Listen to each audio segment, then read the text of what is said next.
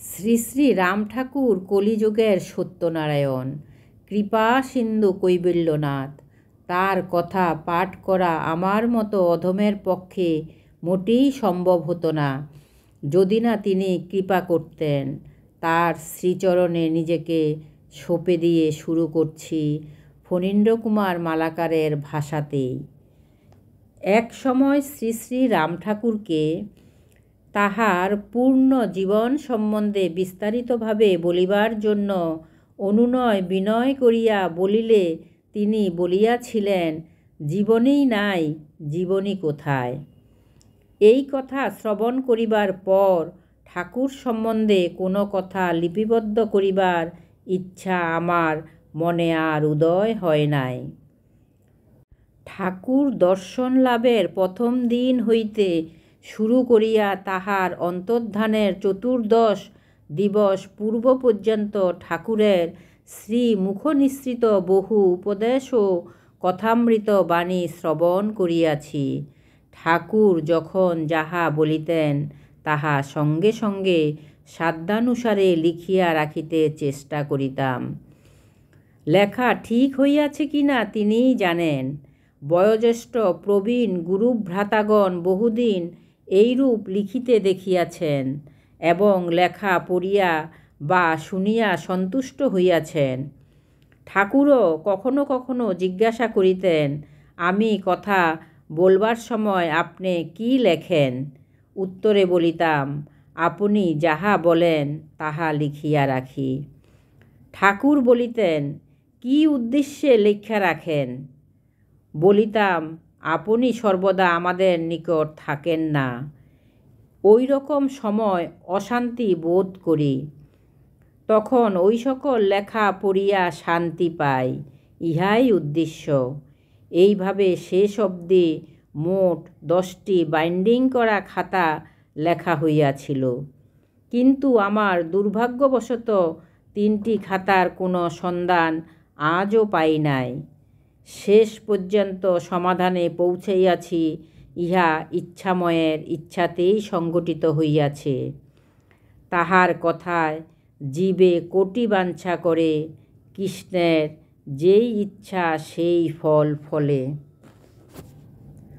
সুদীর্ঘ 18 বৎসর আমার প্রাণাধিক বান্ধব আমার সঙ্গে বহু লীলাখেলা করিয়া আমাকে বলিয়া কহিয়া সান্ত্বনা দিয়া 1356 বাংলা সনের 4 বৈশাখ সকাল 8টার ট্রেনে চৌমনি যাইয়া 18 বৈশাখ রবিবার দিবা 1:30 অক্ষয় তৃতীয়া তিথিতে অন্তর্ধান করিলেন।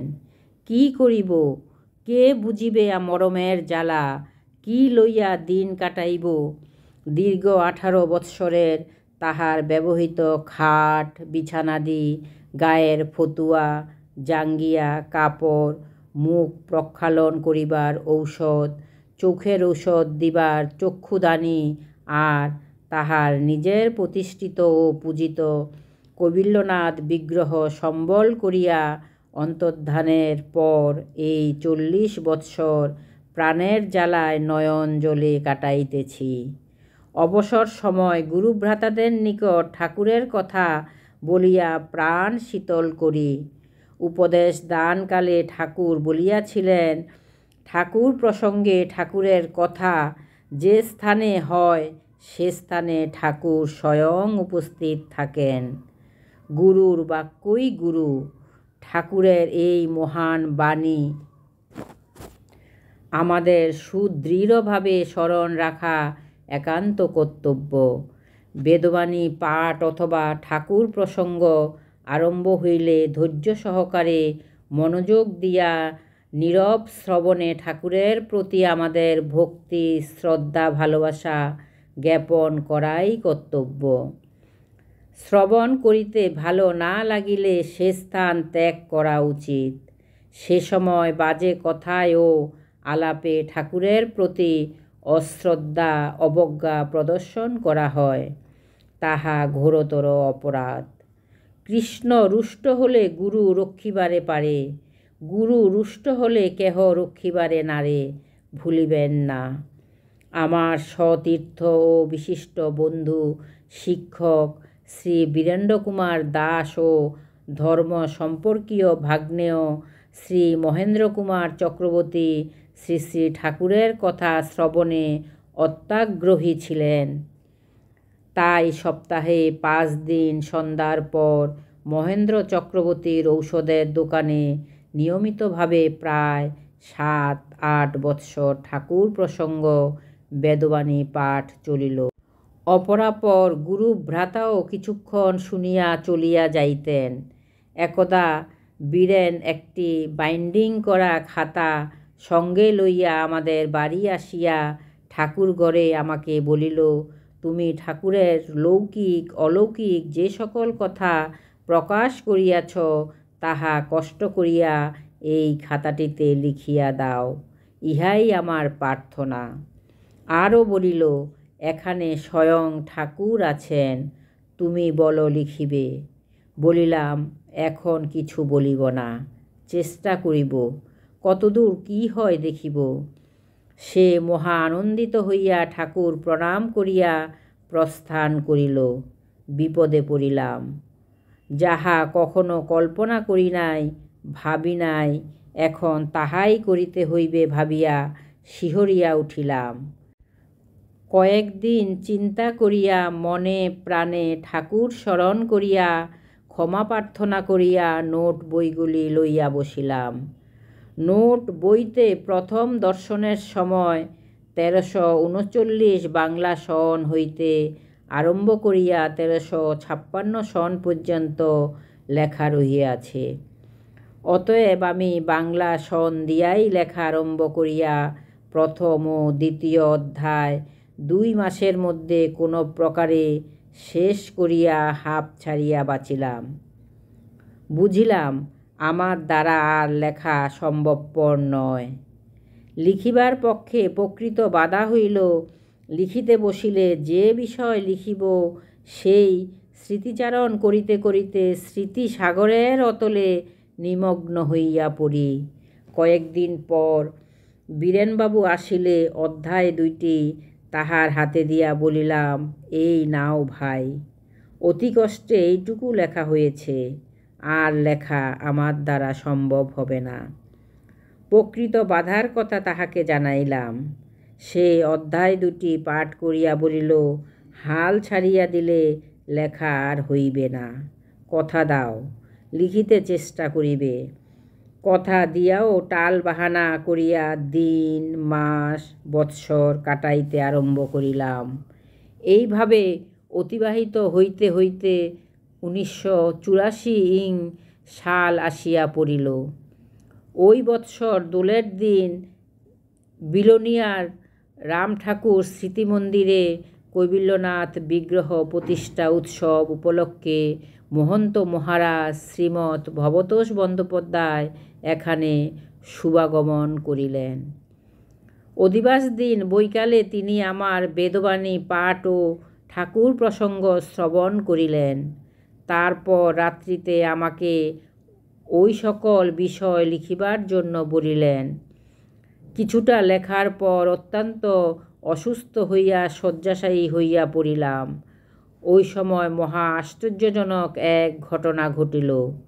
চৈত্র মাসের শেষ ভাগে একদিন দ্বিপ্রহরে অপরিচিত এক ভদ্রলোক সোজাসুজি আমার কোঠায় আসিয়া আমার খাটের পাশে দাঁড়াইলেন।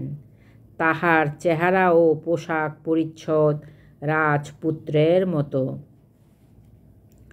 একটু পরে আমার বিছানায় বসিয়া আমাকে বলিলেন, দাদা ভাই, আপনার ভেতর ঠাকুরের বিপুল ঐশ্বর্য লুকিয়ে রেখে পরিবার পরিজনদের কষ্ট দিচ্ছেন কেন বলুন তো?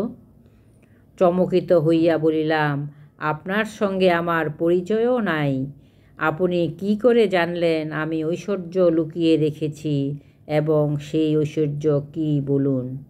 তিনি হাসিয়া জবাব দিলেন, আমি যে কোনোভাবে হোক জানি বলেই বলছি। তার কথা বিন্দু বিসর্গ বাদ না দিয়ে লিপিবদ্ধ করবেন, কথা দিন। আরও বললেন, আপনার লেখাটা দয়া করে একটু দেখতে দেবেন? আমি বিস্ময়ের উপর বিস্ময়ে অভিভূত হইয়া আমার বিছানার তলা হইতে খাতাটি দিলাম। তিনি কিছু অংশ পাঠ করিয়া বলিলেন, বাহ বাহ, যেমন হাতের লেখা তেমনি ভাষা, তেমনি বিষয়বস্তু। বলিলাম, বিষয়বস্তুর স্মৃতিচারণ করতে করতে স্মৃতির অতলে ডুবে যায়, লেখা আর হয় না। তিনি বলিলেন, স্মৃতি স্মৃতিতে আছে, থাক। লিখিতে বসে স্মৃতিচারণ না করে আপনি আপনার নোট বইগুলো দেখে পর্যায়ক্রমে লিখে যান, তবেই পারবেন। জিজ্ঞাসা করিলাম, আমার নিকট নোট বই আছে, আপনি জানেন কিভাবে? হাসিয়া উত্তর দিলেন, জানবার পথ রয়েছে দাদা। এখন আপনি কথা দিন, আজ থেকে লেখা আরম্ভ করবেন। কথা দিলাম, লিখব। তিনি আনন্দে বিভোর হইয়া আমাকে জড়াইয়া ধরিয়া বুক পকেট হইতে একটি কলম লইয়া আমাকে দিলেন। বলিলেন, খাতা ও কালি বৈকালে আপনাকে দিয়ে যাবে। আমাদের বিশেষ অনুরোধে তিনি একটু শরবত পান করিলেন। তাহার নাম ধাম জিজ্ঞাসা করাতে তিনি বলিলেন, দাদা ভাই সম্পর্ক হয়েছে, ওটাই থাক। বলিলাম, আপনি ছলনায় পটু, আচ্ছা আসুন। মেয়েরা সঙ্গে সঙ্গে বাহির হইয়াও তাহাকে দেখিতে পাইল না। বৈকালে একটি ছোট ছেলে একটি খাতা ও এক দোয়াত কালি দিয়া গেল। কলমটি আমার নিকট এখনও স্মৃতিচিহ্নস্বরূপ রাখিয়াছি।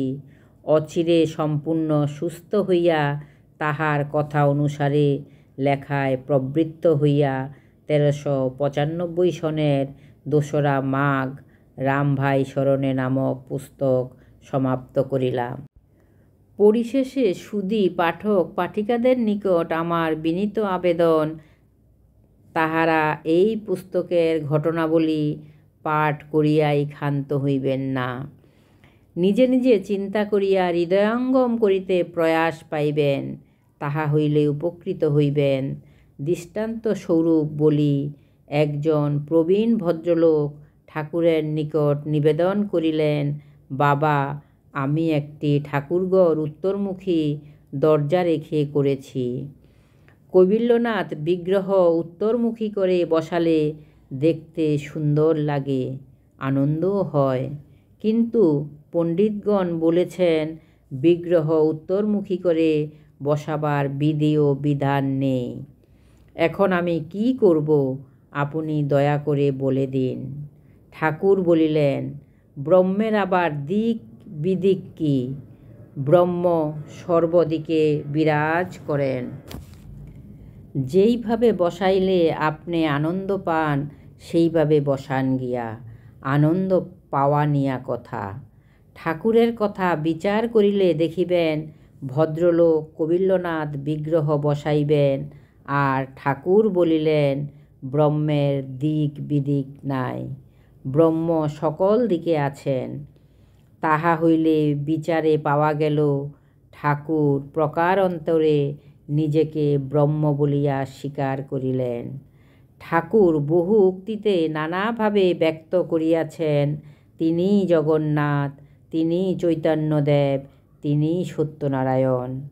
তিনি আরও বলিয়াছেন, আমাদের পঞ্চভূতের দেহ রক্ত মাংস অস্থি দিয়া গড়া, শ্রীদেহ সেইরূপ নয়। নমস্কার। সবাই ভালো থাকবেন, সুস্থ থাকবেন, নামে থাকবেন। ভিডিওটা শেষ পর্যন্ত দেখার জন্য ধন্যবাদ। লাইক, কমেন্ট ও সাবস্ক্রাইব করে আমার পাশে থাকতে ভুলবেন না।